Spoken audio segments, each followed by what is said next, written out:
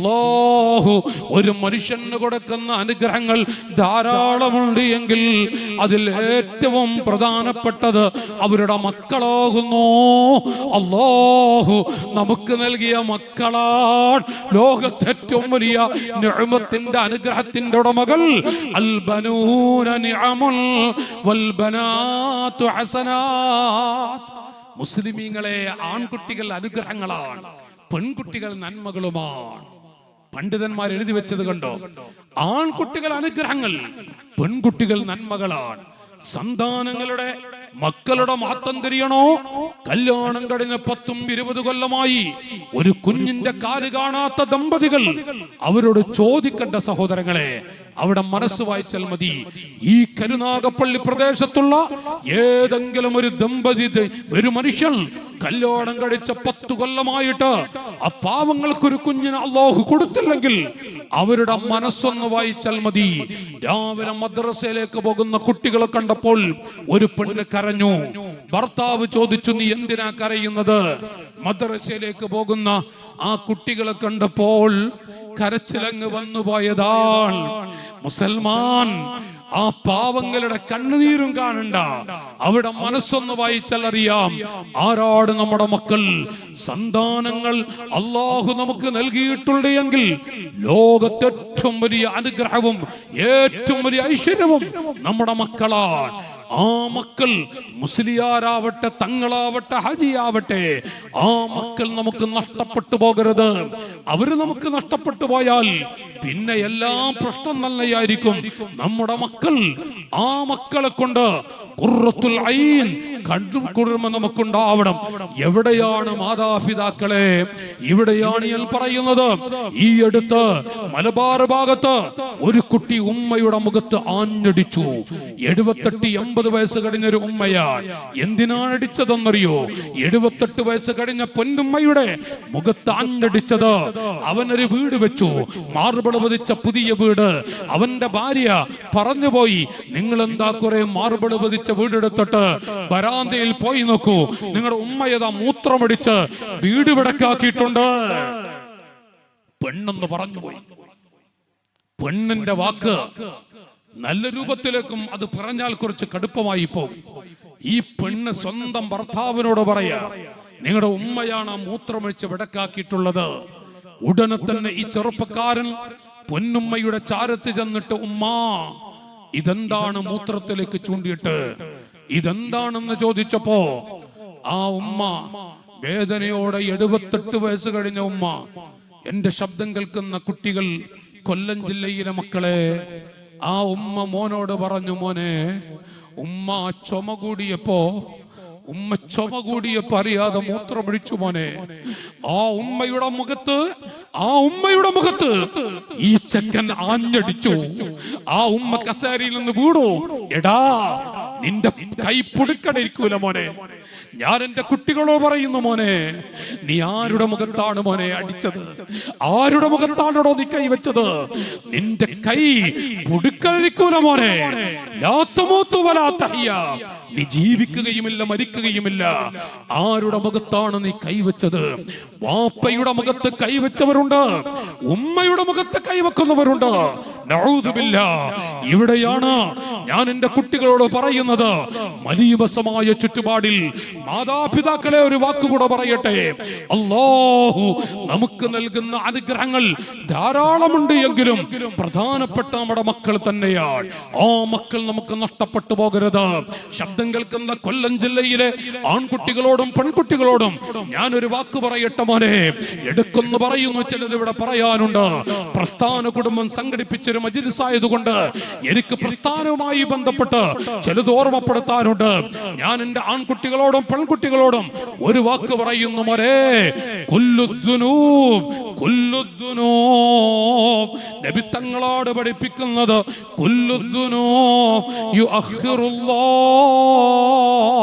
തീരിന്റെ പടയാളികളെ, എത്ര വലിയ തെറ്റ് ചെയ്യുന്നവരാണെങ്കിലും, എത്രമാത്രം വലിയ വെടക്ക് ചെയ്താലും ആ വെടക്ക് ചെയ്ത തെറ്റുകൾക്ക് അല്ലാഹു അതിനുള്ള ശിക്ഷ യുഅഖിറുല്ലാഹു മാ ശാഅ മിൻഹാ ഇലാ യൗമിൽ ഖിയാമ, അന്ത്യനാൾ വരെ ആ ശിക്ഷ ഒരു വേള ആ മനുഷ്യന് നീട്ടിക്കൊടുക്കുന്നതാണ്.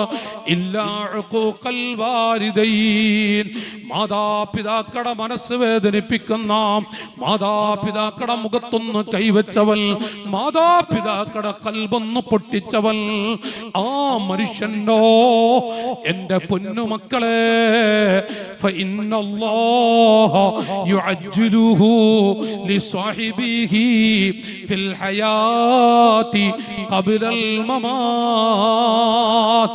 ലോകത്തെത്ര വലിയ വ്യഭിചാരം ചെയ്തു പോയാലും, എത്ര വലിയ കൊല നടത്തിപ്പോയാലും, എത്ര വലിയ കൊള്ളിവെപ്പ് നടത്തിപ്പോയാലും, ചിലപ്പോൾ അല്ലാഹു അവനുള്ള അദാബ് നീട്ടിവെച്ചേക്കാം.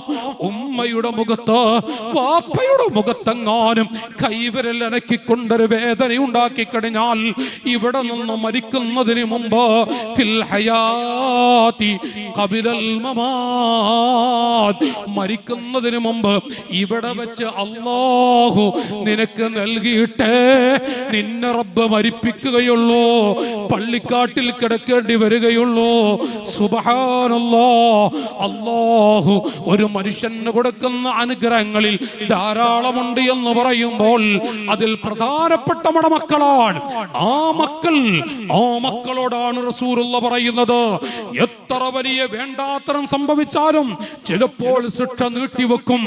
ഉമ്മയോട് കളിച്ചവനോടിച്ച്, ബാപ്പയോട് കളിച്ചവനോടിച്ച്, മാതാപിതാക്കളോട് കളിച്ചവരെ പഠിപ്പിക്കേണ്ടതുപോലെ അല്ല, കൊടുക്കേണ്ടതുപോലെ കൊടുത്തിട്ടേ അവനെ അല്ലാഹു മരിപ്പിക്കൂ.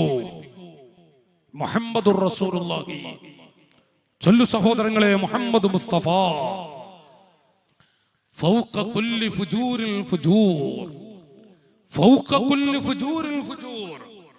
മഹാനായ ഫുളൈൽ ഇബ്നു ഇയാദ് തങ്ങൾ പറയുന്നു, എത്ര വലിയ ബടക്ക് ചെയ്താലും ഇനി അതിന്റെ അപ്പുറത്തൊരു ബടക്ക് പറയാനില്ല, എന്നാലും അതിന്റെ മുകളിൽ ഒരു ബടക്കുണ്ടാവും. ഫൗക കുല്ലി ഫുജൂരിൽ ഫുജൂർ. ഇത് മഹാന്മാരുടെ വാക്കുകളാണ്.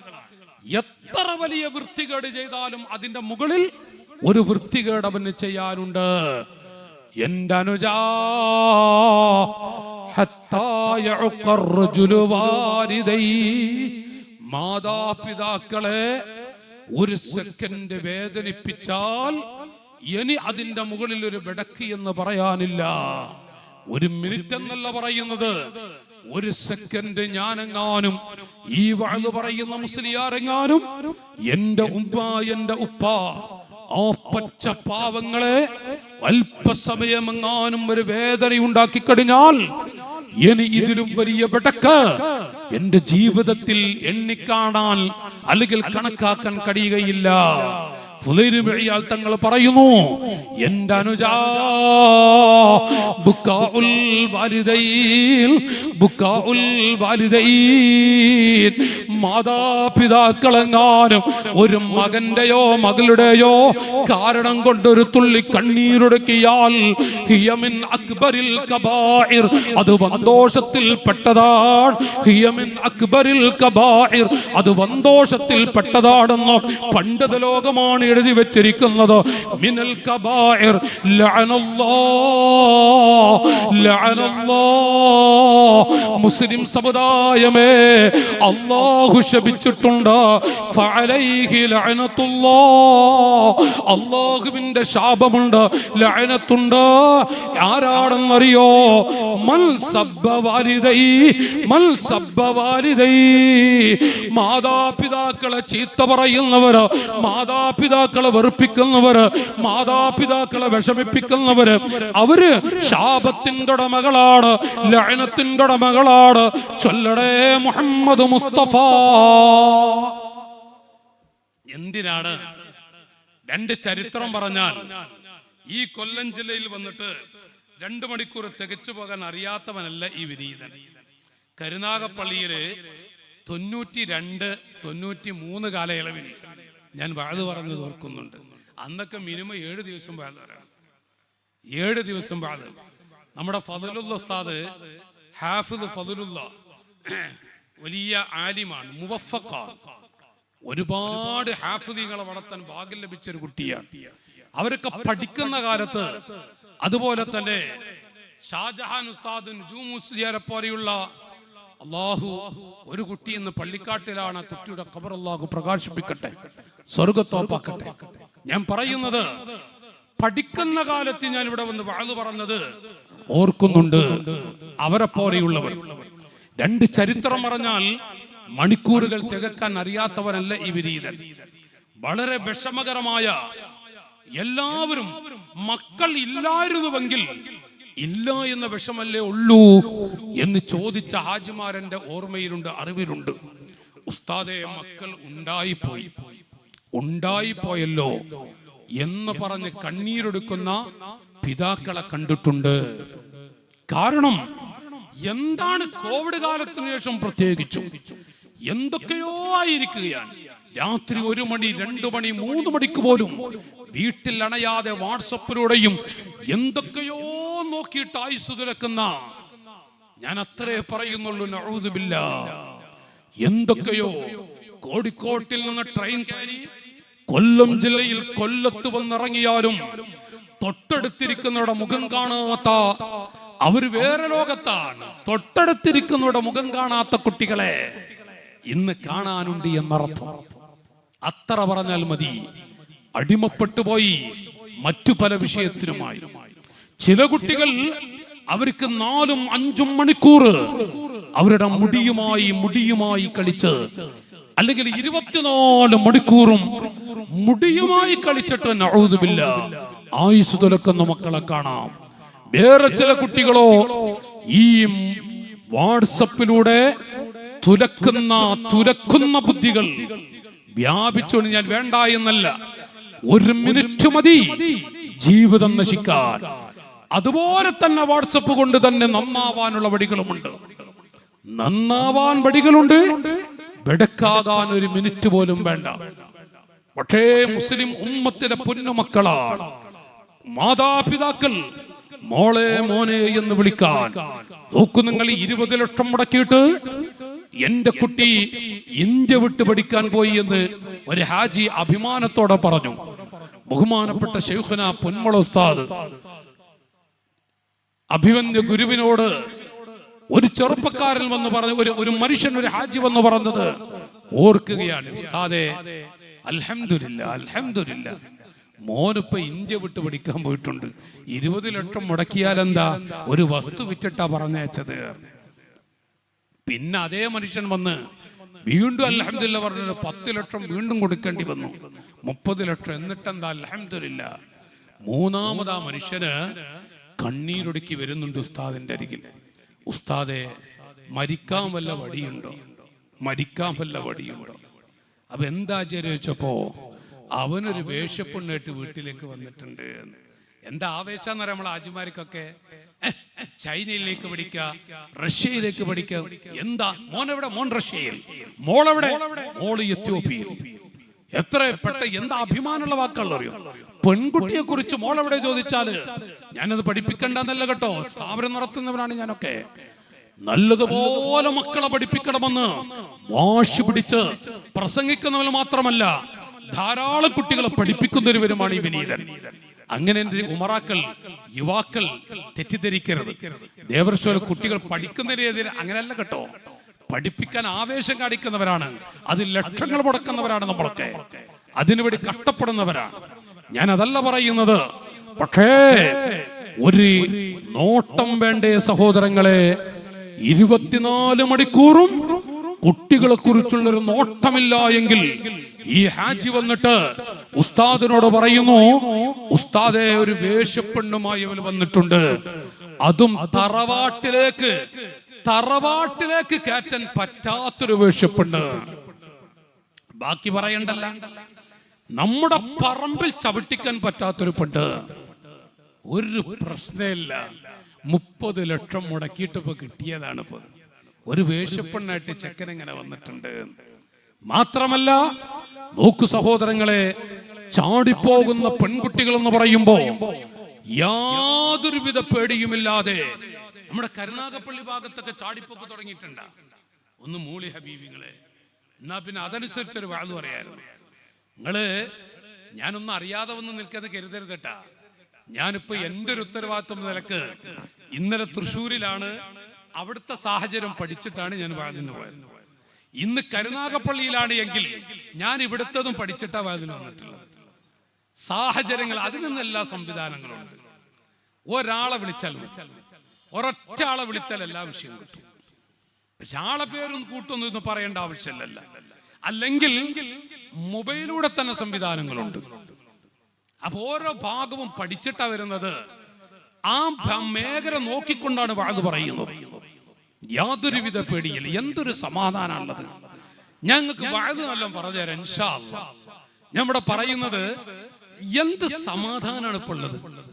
ഒരുത്തൻ രാത്രി ഇങ്ങനെ ഭാര്യയുമൊത്ത് കിടക്കുമ്പോ ഭാര്യ ചോദിക്കാണത്ര എന്നൊന്ന് ഫ്രീ ആക്കി തരുമോ? മലബാറിൽ സംഭവിച്ചതായി പറയുന്നു. എന്നൊന്ന് ഫ്രീ ആക്കി തരുമോ? അപ്പൊ എന്തേ ചോദിച്ചപ്പോ, നാളെ എന്റെ കൂട്ടുകാരൊക്കെ എന്നെ വിളിച്ചിട്ടുണ്ട്. നമ്മളെ വാട്സപ്പ് കൂട്ടായ്മല്ലേ, തൊപ്പി മുണ്ടനില്ലല്ല, വാട്സപ്പ് കൂട്ടായ്മ അല്ല ഹബീബി, വാട്സപ്പ് കൂട്ടായ്മ. ആ കൂട്ടായ്മയിലൂടെ എന്റെ പഴയ കൂട്ടുകാരനെ വിളിച്ചിട്ടുണ്ട്. ഒരു ഭാര്യ ഭർത്താവിന്റെ മുഖത്ത് നോക്കി പറയാ, അപ്പൊ നാളെ ഞാൻ അവരുടെ കൂടെ യാത്ര പോവുകയാണ്. ഒരു ഭർത്താവൊത്ത് ജീവിക്കാൻ ഇനി ഞാൻ ദുനിയാവിൽ ആഗ്രഹിക്കുന്നില്ല. അപ്പൊ ഇയാള് ചോദിച്ചു, നമ്മൾ ഒരു ചോരക്കുഞ്ഞുണ്ട്, ഈ കുഞ്ഞോ? പെൺകുട്ടി പറയാ, കുട്ടി എനിക്ക് വേണ്ട. പഴയ കാലത്ത് പെൺകുട്ടികൾ അങ്ങനെ പറയോ? എനിക്ക് കേട്ടോളി മക്കളെ, ആ കണ്ണട വെച്ച ചെറുപ്പക്കാരൊക്കെ കേട്ടോളി മക്കളെ. ചെറുപ്പക്കാരായ കുട്ടികളോട് ഞാൻ പറയാ, നേരം വെളുത്തപ്പോ വേറൊരു ചെക്കൻ എന്ന് മനഃപൂർവ്വം പറയാ, ശൈലി അങ്ങനെ ആയിക്കോട്ടെ. അവനൊരു ബൈക്കിൽ വരുന്നു, വീട്ടുമുറ്റത്ത് വാഹനം നിർത്തി നിൽക്കുന്നു. ഈ പെണ്ണ് ഡ്രസ്സ് ധരിച്ചിട്ട് പാറ പോലെ നിൽക്കുന്ന ഭർത്താവിനോട് പറയാ, ഞാൻ പോട്ടെട്ടാ, വെറുപ്പൊന്നും വേണ്ട, ഞാൻ പോട്ടെ. എന്നിട്ട് ഈ ഭർത്താവ് നോക്കി നിൽക്കെ ഏതോ ഒരു ചെക്കൻ തറവാട്ടിന് നിരക്കാത്തൊരുത്തന്റെ കൂടെ ആ പെണ്ണങ്ങ് പോയി. അള്ളാഹു നമ്മളെ കാക്കട്ടെ. വേണമെങ്കിൽ ആമീൻ പറഞ്ഞോളി. വാഴ് കഴിഞ്ഞ് രാത്രി ഭാര്യയുടെ കൂടെ കിടക്കുമ്പോ ഒന്ന് ഫ്രീ ആക്കി തരുമോ ചോദിച്ചാലേ, ലാ ഹൗല വലാ ഖുവത ഇല്ലാ ബില്ലാഹ്. എല്ലാ തൊപ്പി കല്യാണം കഴിച്ചിട്ടുണ്ടാ ഇല്ലേ? എന്നാ നല്ലോണം ശ്രദ്ധിച്ചോളി മോനെ, നല്ല ശ്രദ്ധിച്ചോളി. കല്യാണം കഴിച്ചവരൊക്കെ പ്രശ്നം തന്നെയാണ്. ഒരു ചെറിയ തമാശ രൂപത്തിൽ ഞാൻ പറയാ, ഒന്ന് ഫ്രീ ആക്കി തരുവച്ചാൽ നമ്മുടെ ജീവിതം തുറഞ്ഞില്ലേ? ഈ മനുഷ്യനെങ്ങനെ കല്ലുപോലെ ജീവിക്കാൻ, കല്ലുപോലെ. നിങ്ങൾ പറയും നല്ല ആബിദാണ്, നല്ലൊരു ചെറുപ്പക്കാരൻ, പക്ഷെ പെണ്ണ് ചാടിപ്പോയി. ഒരു പ്രശ്നമല്ല, അത് മുഖത്തോട് മുഖം നോക്കി പറഞ്ഞിട്ട് 4 വയസ്സ് 4 മക്കളുള്ള ഒരു പെണ്ണ് ചാടിപ്പോയി. 4 മക്കളൊരു പെണ്ണ്. ഞാനത് തെക്ക് ഭാഗത്ത് വന്നു. ഈ സ്ഥലം പറഞ്ഞ ഞങ്ങൾക്ക് വിഷമാകും. ഞാനത് പ്രസംഗിച്ചപ്പോ ഇവിടെ കുറെ ഉണ്ട് ഉസ്താദേ, ഇവിടെ കുറെ ഞാൻ ചാടിപ്പോയിട്ടുണ്ട്. ഒരു മഹലിൽ വെച്ച് എന്നോട് പറഞ്ഞത്, നിങ്ങളെ ഈ നാട്ടിൽ ചാടിപ്പോക്കറ്റ് തുടങ്ങിയിട്ടുണ്ട്. മുണ്ടില്ലല്ലോ ഈ തൊപ്പിയൊന്നും, ഒരക്ഷരം ഉണ്ടില്ലല്ലോ. ഓക്കെ, നിങ്ങൾ ചാടിപ്പോക്കുകളെ 4 കുട്ടികൾ ഒരു പെണ്ണ് മലബാറിൽ ചാടിപ്പോയി. ആരുടെ കൂടെ എന്നറിയോ? 6 മക്കളുള്ള ഒരുത്തന്റെ കൂടെ. നല്ല ഹരല്ലേ? അല്ല, ഈ ഉമ്മത്തിലെ കഥ നിങ്ങൾ ആലോചിച്ച് നോക്കി. നിങ്ങൾ വിഷയം മനസ്സിലാക്കി. 4 മക്കളുള്ള ഒരു പെണ്ണ് ബസ്സിൽ നിന്ന് ചിരിച്ചത്ര ഒരുത്തൻ, അവന്റെ കൂടെ അവന് 6 മക്കളും ഒരു പെണ്ണുമുണ്ട്, ചാടിപ്പോവുക. ഈ ഉമ്മത്തിലെ വേദനാജനകമായ കഥകൾ. അതാണ് ഞാൻ നേരത്തെ പറഞ്ഞത്. കോട്ടൂർ ഉസ്താദിന്റെ ശൈഖുനയുടെ വാക്കുകൾ, അസ്റാഈലിന്റെ വരവും പെൺകുട്ടികളുടെ ചാടിപ്പോക്കും എപ്പോഴാണെന്ന് പറയാൻ പറ്റില്ല. 2 മിനിറ്റ് സുഖത്തിന് വേണ്ടി സ്വന്തം ഭാര്യയെ ചതിച്ച്, സ്വന്തം ഭാര്യമാരെ വഞ്ചിച്ച്, മറ്റു പെൺകുട്ടികളോട് കുശലം പറയുന്ന, മറ്റു പെൺകുട്ടികളോട് പാതിരാ സമയത്ത് പോലും ഫോൺ വിളിയിലൂടെയും വാട്സപ്പിലൂടെയും സംസാരിച്ച് സമയം തുറക്കുന്ന ഒരുപടി കുട്ടികൾ മാന്യന്മാരായി ജീവിക്കുന്ന കാലമാണിത്.